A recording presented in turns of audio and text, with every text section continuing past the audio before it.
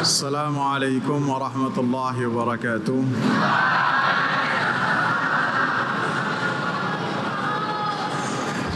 Innal hamdalillah nahmaduhu wa nasta'inuhu wa nastaghfiruh wa na'udzu billahi min shururi anfusina wa sayyiati a'malina. Man yahdihillahu fala mudilla lahu ومن يضلل فلا هادي له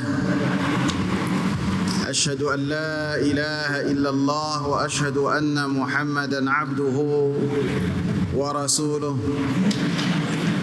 اللهم صل وسلم وبارك على نبينا محمد وعلى آله وصحبه ومن اتبع بهداه إلى يوم القيامة وبعد.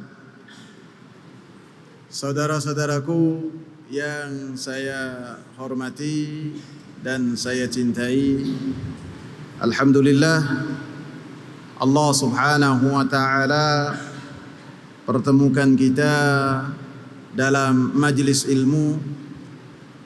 Majlis ilmu adalah sarana untuk seseorang menggapai surganya Allah Subhanahu wa taala.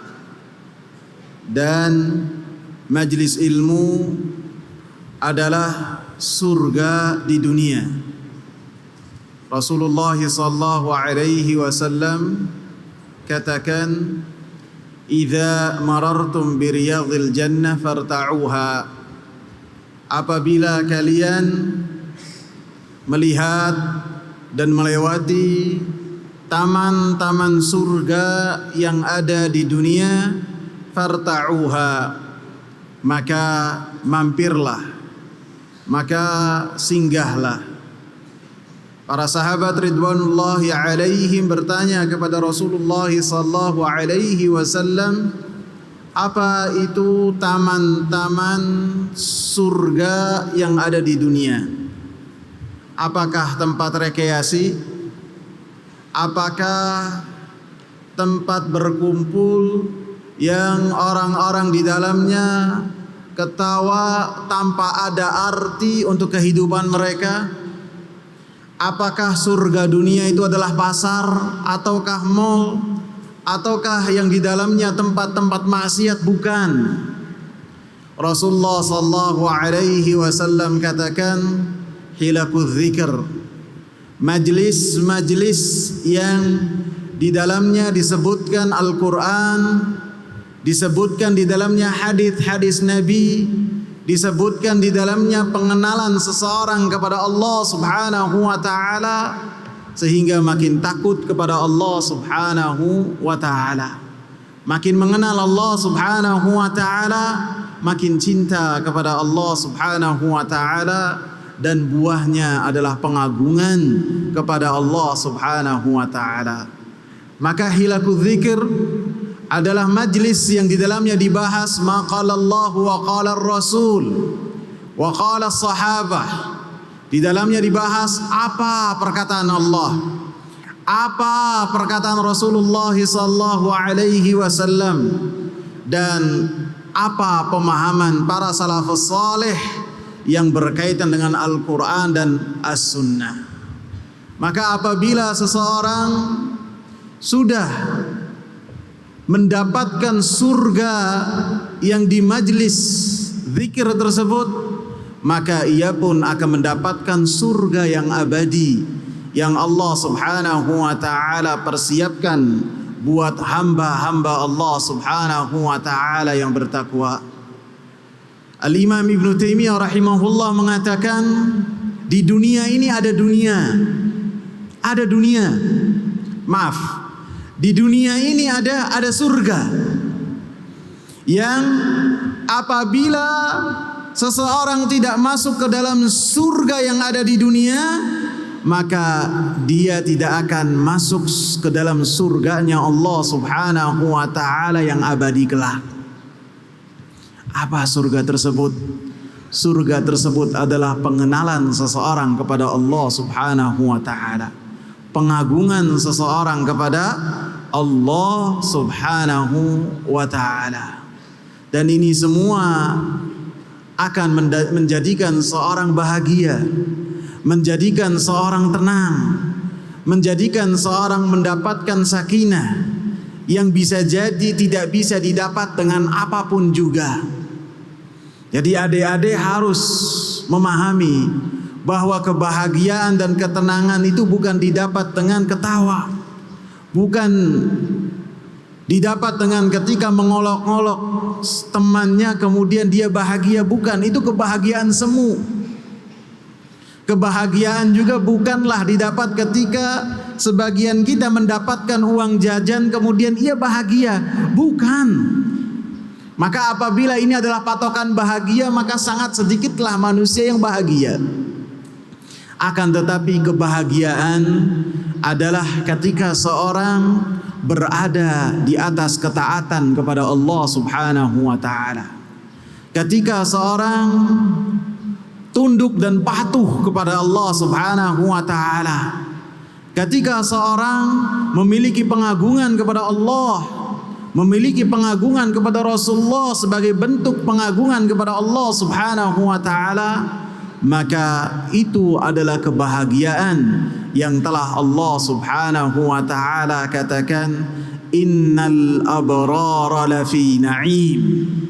Sesungguhnya orang-orang yang berbuat kebajikan mereka berada di na'im, di dalam surga, di dalam kebahagiaan. Ayat ini bukan hanya membahas tentang bahwasanya al-abrar akan masuk surga, bukan. Akan tetapi bahwasanya orang-orang yang melaksanakan kebajikan, melaksanakan amal saleh, yang amalnya sesuai dengan apa yang telah dicontohkan oleh Rasulullah sallallahu alaihi wasallam, dan ketika mengamalkan ikhlas kepada Allah Subhanahu wa taala, maka mereka akan mendapatkan kebahagiaan dimanapun dia berada. Al-Imam Ibn Taimiyah rahimahullah mengatakan, ma yaf'alu a'da'i bi, biarkanlah orang-orang yang membenciku melakukan apa yang mereka kehendaki. Silakan, mereka mau berbuat makar, silakan.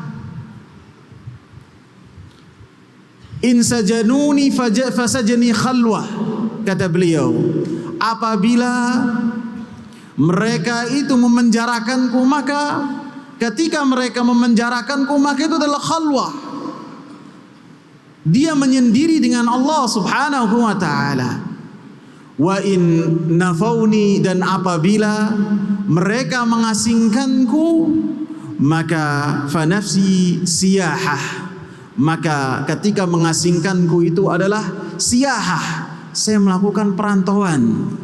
Karena beliau mengatakan, jannati fi sadri, surgaku ada di dadaku. Ainama dhahabtu fahiya ma'i, kemanapun saya pergi maka surgaku tersebut akan berada bersamaku. Dan itulah dari keutamaan majelis ilmu. Saudara-saudaraku yang saya muliakan, kita akan membahas tentang kewajiban yang paling wajib, yaitu tentang keutamaan tauhid. Keutamaan dan pembahasan yang berkaitan dengan tauhid ini pembahasan yang tak kenal waktu. Kapanpun pembahasannya maka harus dibahas. Orang yang sudah tahu pun harus dibahas dan diingatkan. Kapanpun itu, mau itu ketika akan menjelang liburan, ataupun ketika liburan, ataupun setelah liburan usai, baik itu menjelang akhir Ramadan ataupun awal bulan Syawal, maka pembahasan mengenai keutamaan tauhid adalah yang harus kita perhatikan. Bagi yang sudah tahu pun harus diingatkan. Ustadz, saya sudah tahu. Di kelas sudah kita bahas, sudah kita hafal dalil-dalilnya. Sama sudah Ustadz Sulaiman pun sudah dibahas. Harus tetap diingatkan. Oleh karenanya dalam surat An-Nisa Allah Subhanahu wa taala katakan, ya ayyuhalladzina amanu aminu. Wahai orang-orang yang beriman, berimanlah. Wahai orang-orang yang bertauhid, maka bertauhidlah. Jadi orang-orang yang mereka memiliki keimanan, memiliki tauhid, diperintahkan oleh Allah Subhanahu wa taala untuk mereka memperbaharui keimanan mereka. Mengingatkan diri mereka tentang wajibnya dan keutamaan dari perkara tauhid. Mungkin di antara kita ada yang hafal hadis Muadz ibn Jabal. Ada yang hafal hadis Muadz ibn Jabal ketika beliau di belakangnya Rasulullah sallallahu alaihi wasallam ataupun ketika bonceng bersama dengan Rasulullah. Ada yang hafal? Ya Muadz, atadri ma haqqullahi 'alal ibad wa ma haqqul ibadi 'ala Allah? Hafal enggak? Ingat? Pernah dengar? Ya Muadz, ma haqqullahi 'alal ibad wa ma haqqul ibadi 'ala Allah. Kata Muadznya apa? Allahu wa rasuluhu a'lam. Padahal Muadz bin Jabal ini, adik-adik harus tahu, adalah ulamanya para sahabat. Ulamanya para sahabat diingatkan oleh Rasulullah sallallahu alaihi wasallam yang berkaitan dengan pembahasan tentang tauhid, tentang keutamaan tauhid. Menunjukkan siapapun juga harus diingatkan tentang perkara tauhid. Dalam kitab Tauhid disebutkan bahwasanya Nabiullah Musa alaihi salam meminta kepada Allah Subhanahu wa taala satu kalimat, yang satu kalimat tersebut beliau berdoa kepada Allah Subhanahu wa taala dan berzikir kepada Allah Subhanahu wa taala. Maka Allah Subhanahu wa taala katakan, "Qul la ilaha illallah." Katakanlah kalimat la ilaha illallah. Maka Nabi Musa alaihi salam mengatakan, "Ya Rabbi, kullu ibadika yaquluna hadza." Hamba-hambamu ya Allah mengatakan apa yang telah engkau ajarkan. Kemudian Allah Subhanahu wa taala katakan, "Wahai Musa, kalau seandainya kalimat la ilaha illallah dalam satu timbangan, bumi dan isinya dalam satu timbangan, langit dan isinya dan penghuninya selain Allah dalam satu timbangan ditimbang, la rajahat bihinna la ilaha illallah." Maka kalimat la ilaha illallah ini akan lebih besar, akan lebih berat. Disebutkan pelajarannya oleh penulis kitab Tauhid ketika beliau mengambil kesimpulan dari hadis ini. Hadis ini dhaif, ikhwan. Hadis ini dhaif, akan tetapi ada hadis-hadis yang serupa yang hadisnya sahih. Beliau mengatakan bahwasanya seorang kalimullah berhajat untuk diingatkan tentang keutamaan tauhid. Seorang nabi yang nabinya dikatakan oleh Allah wa kana indallahi wajiha, bahwasanya beliau di sisi Allah Subhanahu wa taala memiliki kedudukan, itu membutuhkan dan diingatkan tentang tauhid. Apabila seorang kalimullah perlu diingatkan tentang kalimat la ilaha illallah dan keutamaannya, maka kita ini, baik yang sebagai santri ataupun saya yang sebagai pengisi, butuh untuk diingatkan tentang perkara-perkara tauhid. Apa keutamaan-keutamaannya? Lebih-lebih apabila kita meyakini bahwasanya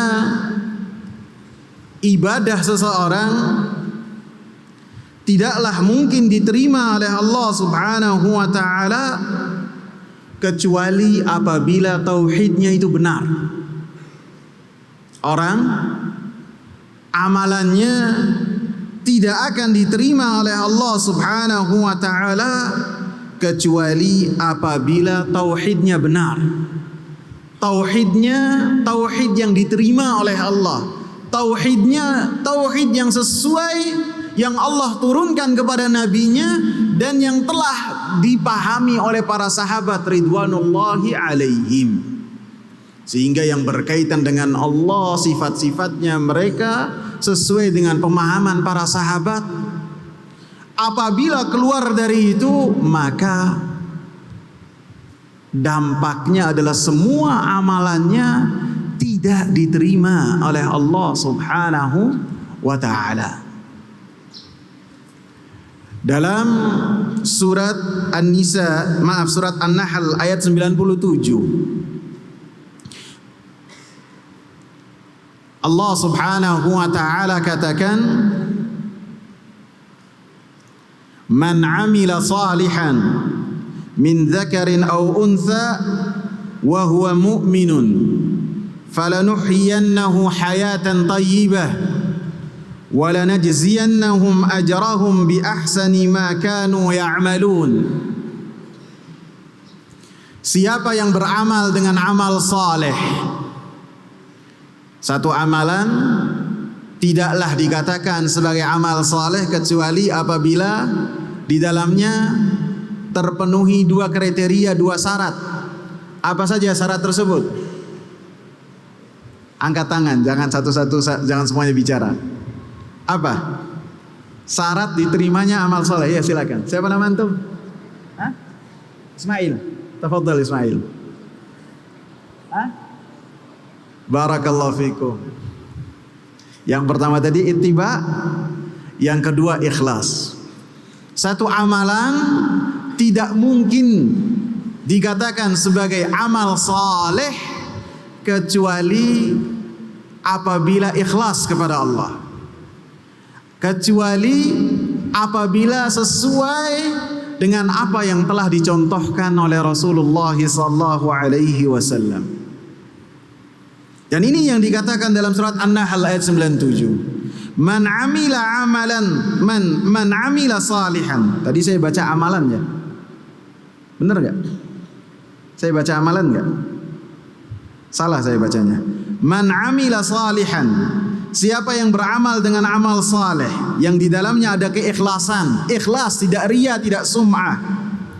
Salihan dan mutabaah kepada Rasulullah. Min dzakar au untha, min dzakarin au untha, baik dari kalangan laki-laki ataupun perempuan. Ketentuan berikutnya wa huwa mu'min, dan dia memiliki tauhid, dia memiliki keimanan yang diterima oleh Allah Subhanahu wa taala, maka Allah Subhanahu wa taala berikan balasan kepadanya, falanuhyiyannahu hayatan thayyibah, maka Allah Subhanahu wa taala akan berikan kepadanya kehidupan yang baik, walanajziyannahum ajrahum bi ahsani ma kanu ya'malun, dan Allah Subhanahu wa taala akan berikan kepadanya balasan dengan balasan yang paling baik, dengan amalan-amalan yang telah mereka lakukan. Artinya apabila seorang beramal walaupun ikhlas, walaupun dia mutaba'ah, akan tetapi dia tidak dibangun keimanan, dia tidak bangun amalannya dan keikhlasannya dengan beriman kepada Allah Subhanahu wa taala dengan tauhid yang benar, dia tidak mendapatkan ganjaran berupa falanuhyiyannahu hayatan thayyibah. Allah tidak akan berikan kepadanya. Dan tidak Allah subhanahu wa ta'ala berikan kepadanya walanajziyannahum ajrahum, dan Allah subhanahu wa ta'ala tidak akan berikan kepadanya ganjaran yang ganjaran tersebut termaktub dalam Al-Quran. Dalam surat An-Nisa ayat 124 Allah subhanahu wa ta'ala katakan, fala yadkhuluna al-jannata, maka mereka tidak akan masuk surga ketika amalannya tidak berasaskan dengan iman kepada Allah subhanahu wa ta'ala. Dalam surat At-Taubah ayat 54 Allah subhanahu wa ta'ala katakan, wa ma mana'ahum an tuqbala minhum nafaqatuhum illa annahum kafaru billahi wa birasulih. Tidaklah orang-orang munafik tersebut diterima sedekah-sedekah mereka dan amalan-amalan mereka, salat-salat mereka tidak diterima kecuali karena mereka kufur kepada Allah subhanahu wa ta'ala, kufur kepada Rasulullah sallallahu alaihi wasallam. Allah subhanahu wa ta'ala katakan, wa qadimna ila ma amilu faja'alnahu haba'an manthura. Amalan orang-orang yang tidak beriman, amalan orang-orang yang mereka tidak memiliki tauhid, pada hari kiamat kelak amalannya Allah subhanahu wa ta'ala jadikan debu yang berterbangan. Jadi pada hari kiamat kelak amalan-amalan kita itu ditimbang oleh Allah subhanahu wa ta'ala. Yang ditimbang adalah perkataan, yang ditimbang adalah perbuatan, bahkan yang ditimbang adalah tubuh kita ini akan ditimbang oleh Allah subhanahu wa ta'ala. Maka orang-orang yang tidak memiliki keimanan, tidak memiliki tauhid dengan tauhid yang benar, maka pada hari tersebut amalan-amalan yang sebesar gunung yang mereka anggap dengannya mereka mendapatkan keselamatan sisi Allah subhanahu wa ta'ala, Allah subhanahu wa ta'ala jadikan amalan-amalannya sebagai debu berterbangan, tidak akan memberatkan timbangan dia di sisi Allah subhanahu wa ta'ala. Aisyah radhiyallahu anha pernah bertanya kepada Rasulullah sallallahu alaihi wasallam tentang seorang kerabatnya.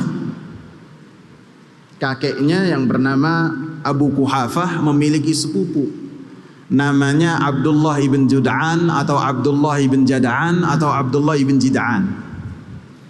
Abdullah ibn Jud'an ini adalah orang yang paling dermawan di kalangan orang-orang Arab. Orang yang paling dermawan. Saking dermawannya, pada saat itu beliau paling susah lihat orang susah. Paling susah lihat orang susah.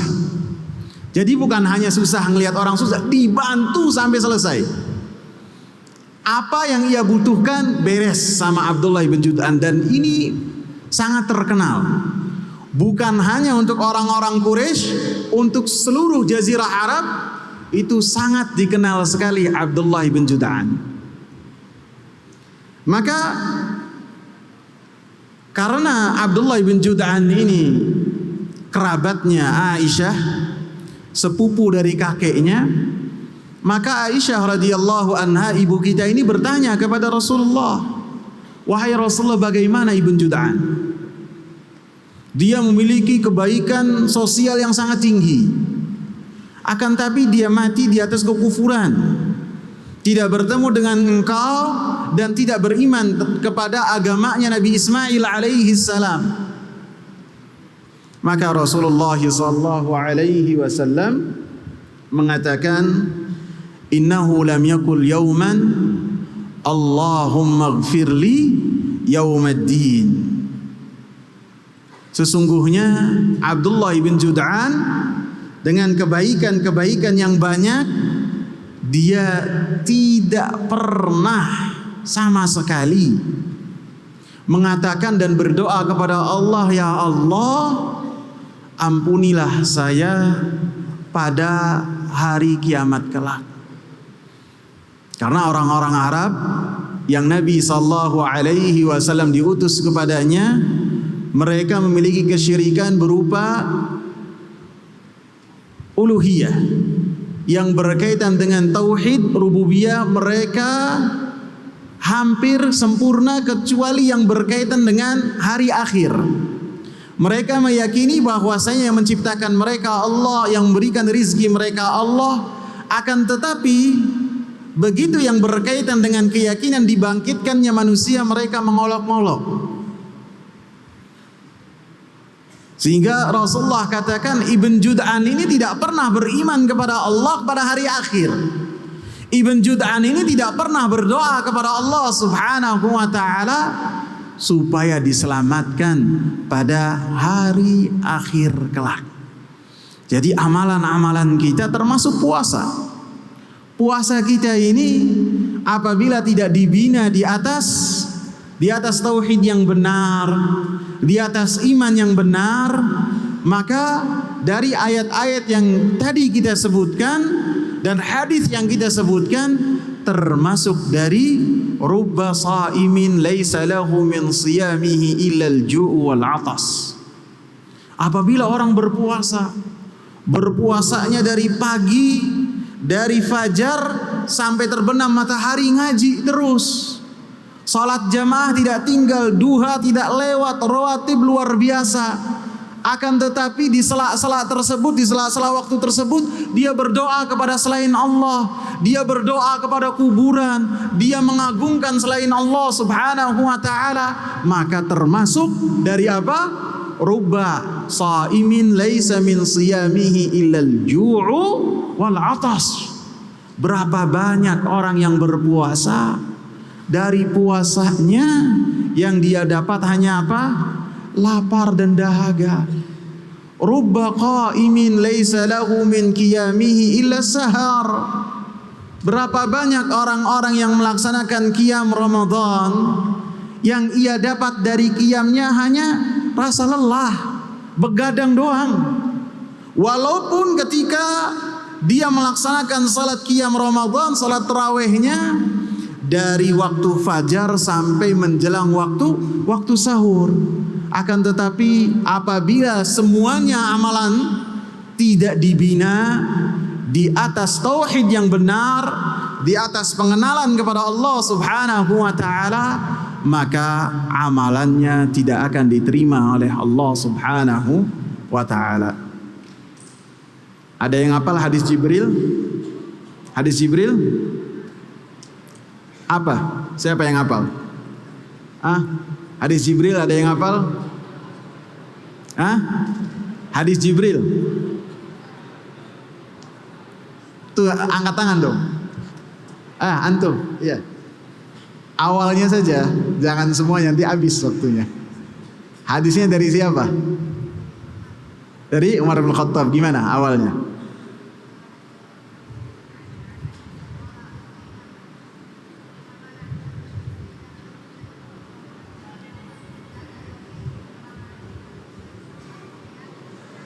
Ya, cukup. Barakallahu fikum. Siapa nama antum?